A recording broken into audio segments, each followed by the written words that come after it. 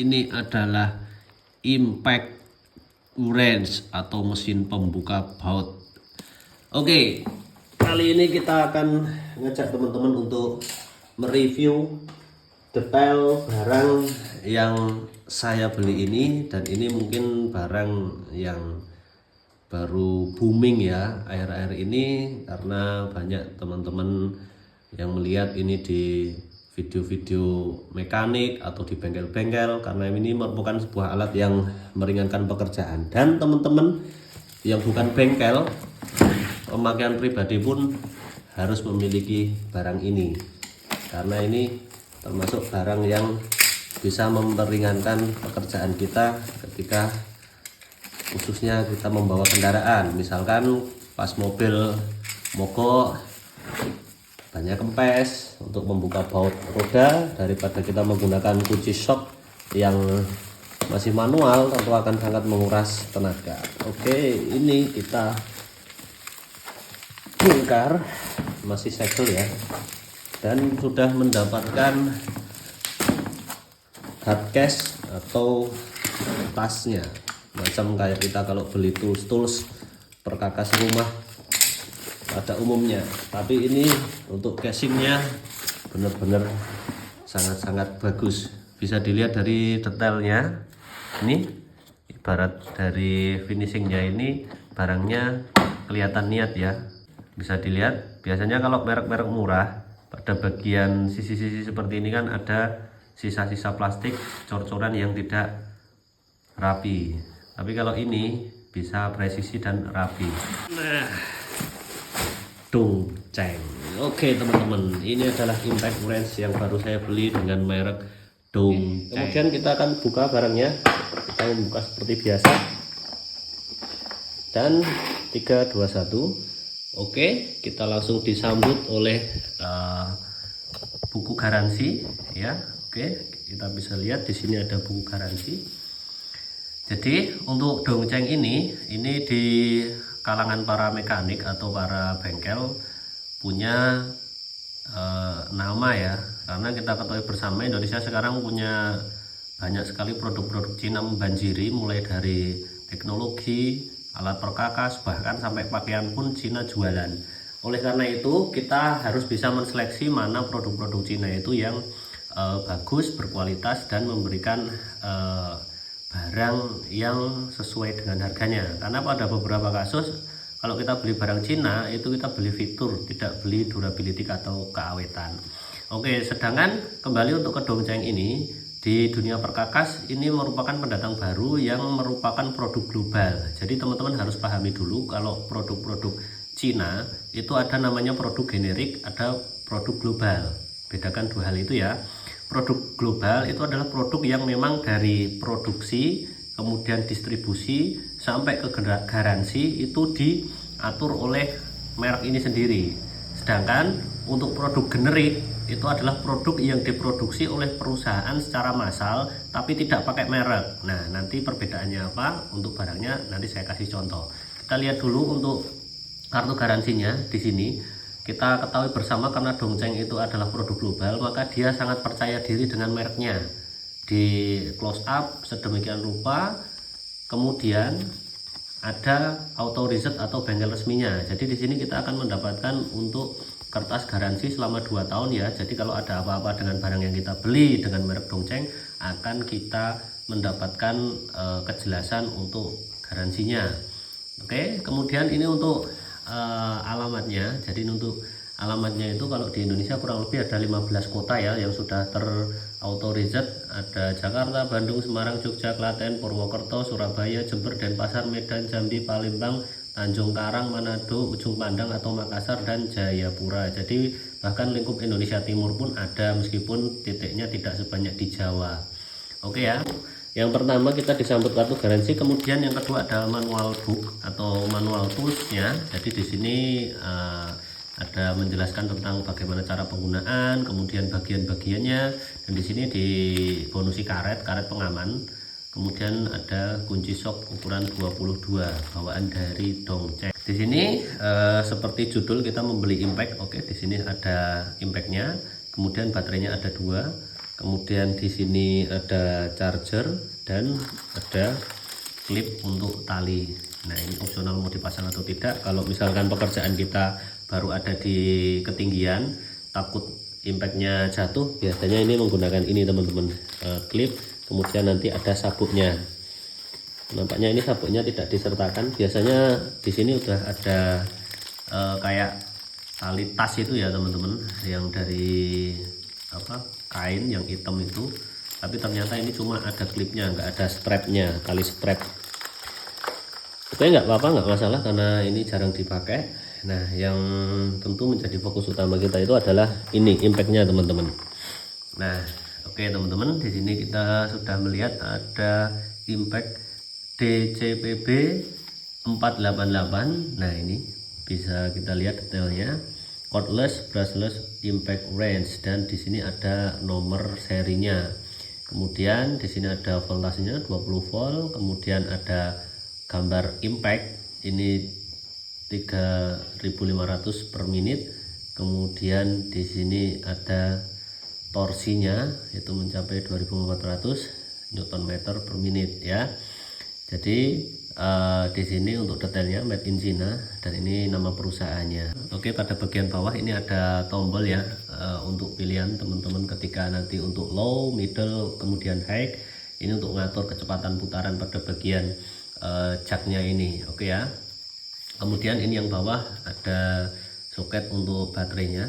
Jadi ini menggunakan baterai yang XLT atau enggak ya, saya belum begitu paham, koreksi apabila salah. Dan ini baterainya diberikan dua teman-teman. Teman-teman nanti akan mendapatkan satu baterai atau dua baterai, itu tergantung paket pembelian yang teman pilih. Oke, ini untuk impactnya. Kemudian untuk baterainya di sini tertera Dongcheng lithium ion 20 volt, kemudian 4 ampere. Dan untuk detailnya sampai di sini pun ada kode produksinya. Apakah ini kodenya sama dengan ini? Saya tidak tahu maksudnya angkanya. Ini ada D24102, kita lihat di sini 24100. Oh, ternyata beda, jadi tidak ada korelasinya. Saya pikir ini part numbernya, dan untuk satu kesalahan ternyata tidak ada hubungannya. Ini ada lampu indikatornya untuk leveling baterai. Kemudian di sini ada lockingnya, ada penguncinya. Mungkin ini sekitar 600 gram sekian. Yang jelas ini cukup berbobot. Oke, untuk baterainya kita mendapat dua karena saya memilih paket pembelian yang dua baterai ya teman-teman. Oke, kita masukkan dulu, nanti kita akan melihat per detail per bagiannya. Ini kita kenalan dulu untuk satu bagian-bagiannya. Dan ini untuk chargernya. Chargernya seperti ini teman-teman. Untuk material plastiknya ya saya tidak bisa bilang material istimewa, tapi rapi, finishingnya rapi karena tidak ada sisa-sisa. Kalau kita lihat untuk beberapa produk Cina, entah itu mainan anak-anak atau sejenisnya, itu kadang kan untuk finishingnya tidak diperhatikan. Kalau ini plastiknya kelihatan plastik murah, tapi finishingnya bagus, rapi, tidak ada sisa-sisa cor-coran plastik yang tertinggal. Dan untuk bagian kerapatannya ini sangat-sangat bagus sekali. Di sini ada dua indikator baterai, ada hijau dan merah. Biasanya ini untuk indikator ketika penuh dan kalau masih proses charging. Dan di sini itu ada detail spesifikasinya. Kembali dia melihatkan ini merek Dongcheng baterai charger. Inputnya 110 volt 240 normal Indonesia. Kemudian ini ada gelombangnya. Kemudian outputnya 20 volt 2 ampere. Jadi ini ampere ini tadi baterainya 4 ampere, kemudian di sini chargernya 2 ampere. Artinya ini pengecasannya masih cukup lama karena untuk outputnya ini masih 2 ampere. Minimal untuk ada fast charging itu 3 ampere ya, karena semakin besar ampernya ini semakin mempercepat proses pengecasan ya teman-teman. Kemudian di sini diekspos lagi untuk produsennya, dan di sini ada indikator baterainya. Jadi ketika hijau menyala ini artinya casannya ini menyambung ke listrik, atau ketika kita mencolokkan pertama belum ada baterainya itu dia kedip-kedip hijau. Kemudian nanti kalau dilepas sama, dia akan kedip-kedip hijau. Jadi ketika ada setrum masuk ataupun keluar dia akan kedip-kedip hijau. Kemudian ketika lampu indikatornya merah, dia ini masih proses pengecasan. Kemudian kalau sudah 100% atau penuh, dia akan hijau. Kemudian atau merah hijau nyala bergantian menandakan bahwa baterainya terdapat kerusakan. Dan apabila nyala merah secara berkedip, ini dia menandakan bahwa temperaturnya terlalu tinggi. Kita skip dulu karena ada adzan ya. Oke, kita lanjutkan kembali teman-teman, adzannya sudah selesai. Oke, terakhir tadi kita membahas tentang charger. Oke ya, jadi ini chargernya itu charger tipe yang duduk teman-teman. Intinya teman-teman kalau pakai impact seperti ini, kita nggak bisa ngecas dalam posisi masih dalam impact. Kan mungkin teman-teman yang masih benar-benar belum punya atau awam bertanya-tanya, kan maunya misalkan nggak bongkar pasang ya, misalkan mau dicas di impactnya ini bisa nggak? Jawabannya ada yang bisa, ada yang enggak. Tapi biasanya untuk merek-merek yang istilahnya terkenal itu tidak bisa. Jadi kita mau nggak mau untuk pengecasan itu memang harus dilepas seperti ini, kemudian ini dimasukkan ke dalam casannya seperti ini teman-teman. Jadi kita tidak bisa menggunakan impact ini dicas di badannya. Jadi mau nggak mau harus seperti ini. Makanya kalau beli, biasanya kalau kita intensitas penggunaannya untuk kerja, biasakan beli yang baterainya 2 ya, karena ketika yang satu dicas, yang satu bisa kita gunakan untuk bekerja ya. Tapi kalau hanya untuk penggunaan rumahan atau untuk koleksi pribadi, beli satu baterai aja nggak apa-apa. Tapi selisih harganya itu kadang bikin kita bimbang, karena kadang selisih harganya cuma 200, 300 sampai 400 ribu. Jadi itu yang menjadi pertimbangan sebagian orang untuk membeli sekalian 2 baterai, karena selisih harganya yang cukup menggiurkan ketika kita beli dalam posisi bundling atau paket. Kalau teman-teman beli satuan, pengalaman saya dulu saya beli baterai yang untuk JLD, merek yang paling banyak digunakan atau 1000 umat ya, itu harganya sekitar 125 sampai 150 ribu, padahal harga impactnya 400 ribu. Artinya kan impact itu yang bikin mahal itu lebih ke baterainya ini teman-teman ya. Jadi beda merek itu biasanya harga untuk mesinnya impact ini atau speknya juga itu beda-beda tipis. Yang paling umum kan impact brand seperti ini, yang awal-awal keluar produk Cina yang sering digunakan itu merek JLD ya. Itu ada yang 350 Newton atau 350 Nm yang sering saya jumpai, yang oranye atau hitam itu ya. Nah itu harganya 400 ribu, baterainya sudah 150 sampai 200 ribuan sendiri. Artinya mesinnya ini itu sebetulnya murah teman-teman. Sama halnya dengan Dongcheng ini, teman-teman kalau beli ini saja, ini harganya mungkin hanya 400-an ribu. Sedangkan paket bundling satu ini saya membeli harga 1.553.000, anggap aja 1,5 juta. Karena memang paket yang saya dapatkan itu saya membeli dual baterai, dan ini kalau kita beli ngecer baterainya saja ini sekitar 450.000 gitu ya teman-teman. Jadi ini kalau beli ecer ya, ingat sekali lagi beli ecer kemudian dengan beli paket itu harganya beda. Nah ini sambil kita ngobrolin masalah produk-produk Cina, yang pertama tadi saya singgung tentang barang generik dan barang global. Jadi gini ya teman-teman, ini tidak hanya merujuk pada barang Cina, tapi berhubung Indonesia sekarang itu pasar bebas dengan Cina, hampir semua segmen itu dimasuki produk Cina.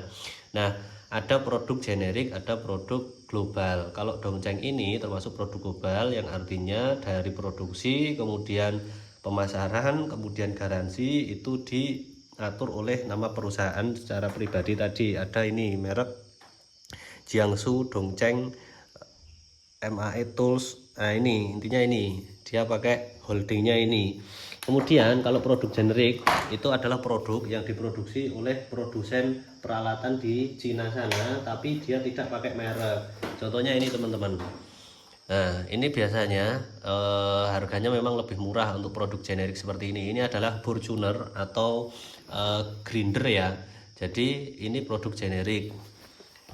Nah biasanya produk generik itu dia dari mereknya itu di rebranding sama pedagang pihak kedua teman-teman. Kalau pihak pertama kan produsennya, pihak kedua itu dia rebranding mereknya ini. Misalkan ini mau dibuat merek Luxton, mau dibuat merek terserah yang mau ngasih labeling lah.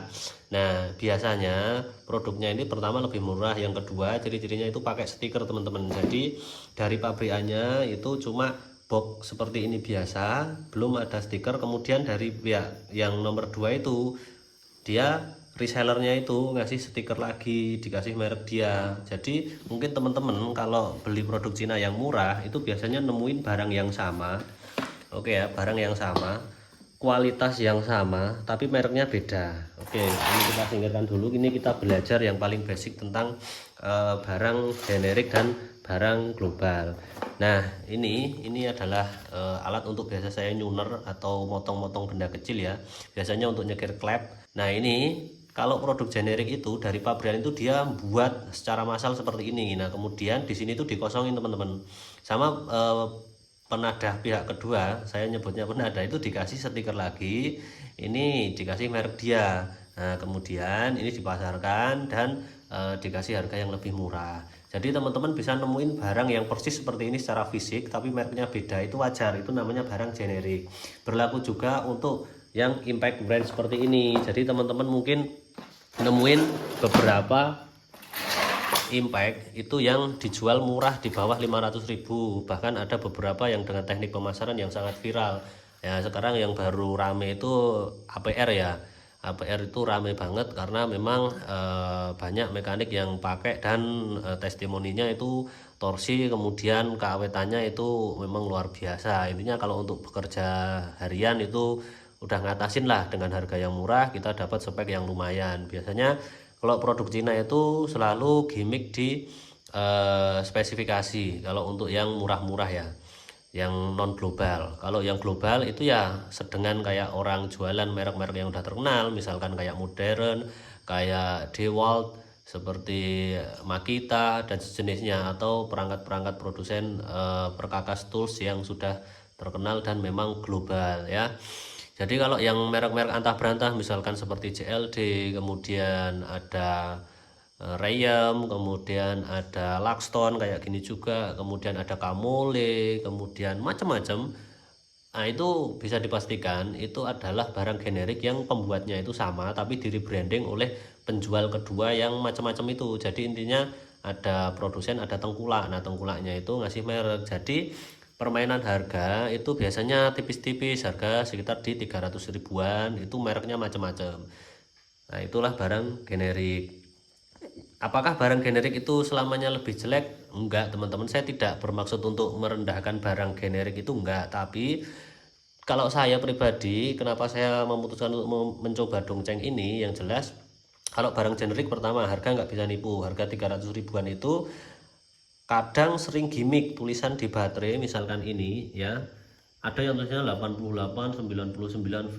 Nah itu kadang nggak real voltasenya, kita ngira 99 itu voltasenya, ternyata setelah dikonfirmasi ke pabrikan, nah itu kan cuma tipe baterainya dari versi kita penamaannya 99V, padahal keluarannya kadang cuma bahkan di bawah 18V. Makanya teman-teman kalau nemuin impact modern atau impact apa yang tulisannya kecil itu jangan diremehkan, karena siapa tahu yang tulisannya gede itu cuma gimmick atau tipuan, kayak semacam power bank di HP, kadang tulisannya mAh, itu kapasitasnya digedein 100.000 mAh, padahal realnya paling cuma 5.000. Nah itu kan hal-hal gimmick yang kadang menyesatkan hanya untuk trik pasar ya. Nah kemudian kalau barang global meskipun Cina itu ada beberapa merek yang sudah mempercayakan dirinya sendiri untuk memproduksi, memasarkan dan menggaransi. Nah ciri-cirinya apa teman-teman? Nah lawannya kayak tadi, misalkan barang generik seperti ini, dia kan tadi ciri-ciri utama itu selain murah dia pakai stiker untuk penempelannya di fisik ya. Ini pakai stiker labelingnya kayak gini. Nah kalau barang global itu biasanya sudah menggunakan emboss teman-teman, baik dari casingnya atau hardcase-nya, entah itu hardcase ataupun apapun, intinya ada embossnya. Nah ini kan dicetak secara timbul, secara cor-coran teman-teman. Jadi ini memang bukan stiker, jadi memang dibuat oleh pabrikannya untuk fokus produknya dia sendiri. Sedangkan kalau kayak ini, nah dia kan pakai stiker ya, jadi dia ini dulu kosongan. Oke, jadi untuk produk global Cina, meskipun sama-sama Cina, biasanya sudah menggunakan emboss baik dari packagingnya maupun dari fisiknya. Nah seperti ini juga bukan stiker, ini emboss teman-teman, jadi dia ada cetakannya, itu memang plastiknya seperti ini ya. Oke, nah harganya sendiri itu memang lebih mahal daripada barang generik. Kenapa ya? Karena memang dari produksi, kemudian dari distribusi dan garansi itu memang ada jaminan teman-teman. Jadi ketika kita mengalami kendala dengan produk yang dibeli ini, kita mendapatkan jaminan untuk komplain. Sedangkan kalau barang generik seperti ini, kadang buku garansinya memang ada, tapi alamatnya tidak jelas. Kalau tidak ya misalkan ada nomor yang bisa dihubungi, itu tidak dapat dihubungi atau fiktif, karena memang hanya untuk gimmick atau hanya untuk tipu-tipu. Saya bisa katakan seperti itu karena sudah pengalaman.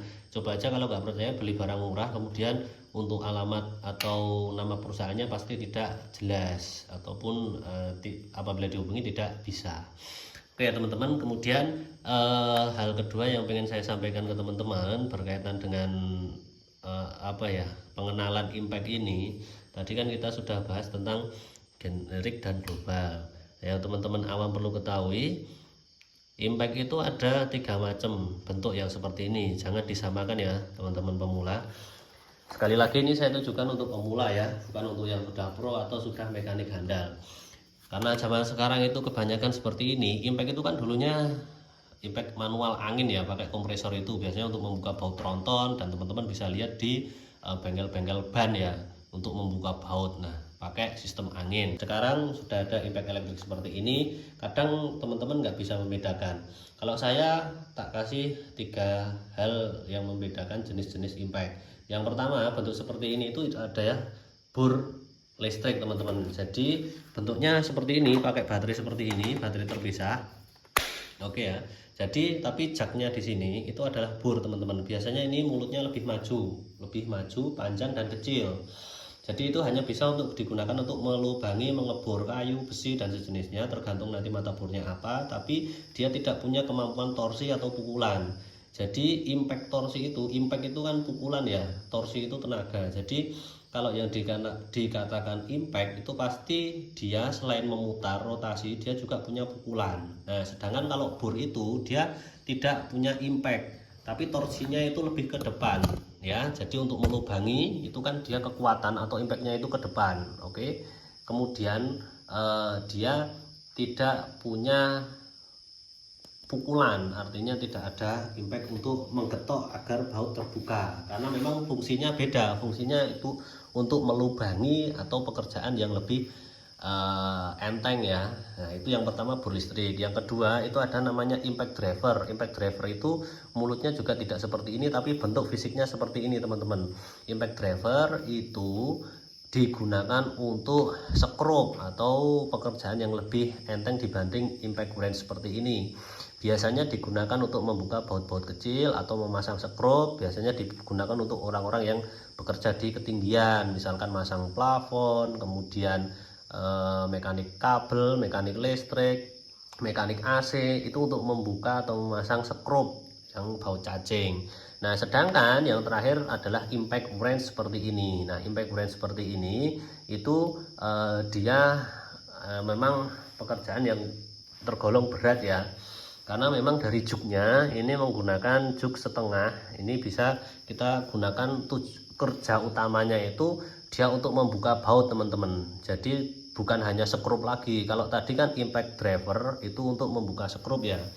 Nah kalau ini impact wrench ini gunakan untuk membuka baut. Nah kita bisa menggunakan misalkan ini baut roda atau baut setir, ini kunci sok ya.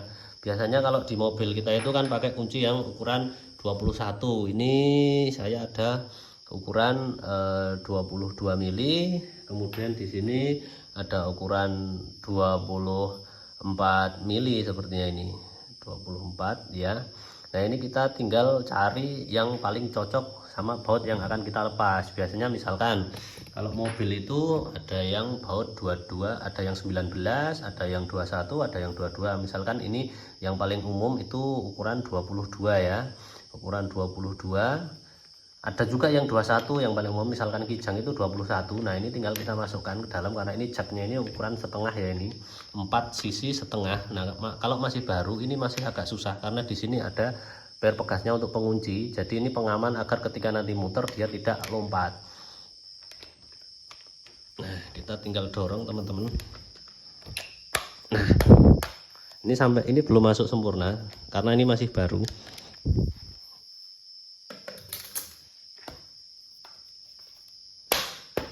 Nah, ini setelah saya ketok dia sudah masuk sempurna.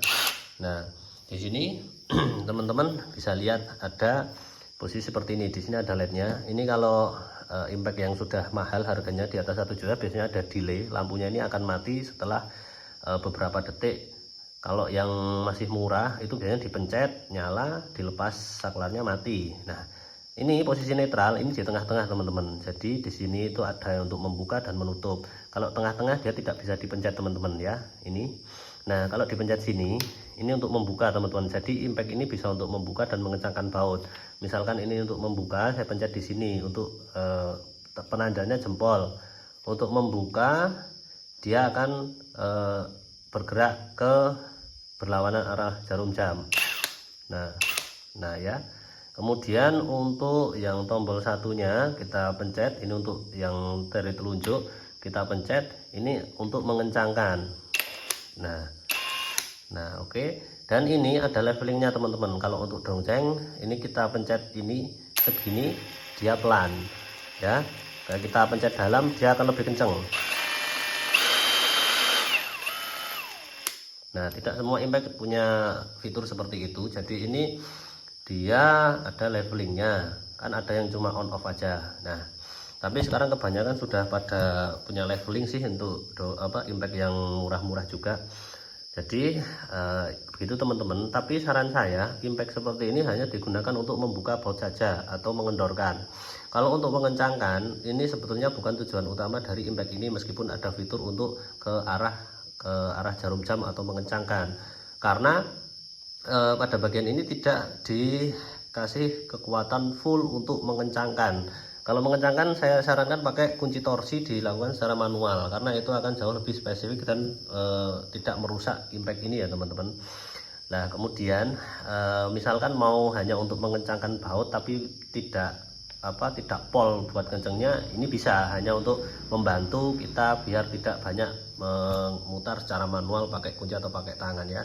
Jadi kalau pakai ini lebih kuat, tapi nanti untuk bener-bener mengenokkan itu pakai kunci torsi agar lebih spesifik dan torsi kekuatannya sama antar baut. Pada bagian ini brushless sudah tidak menggunakan arang. Kadang komponen-komponen dinamo ini kan ada yang menggunakan brush.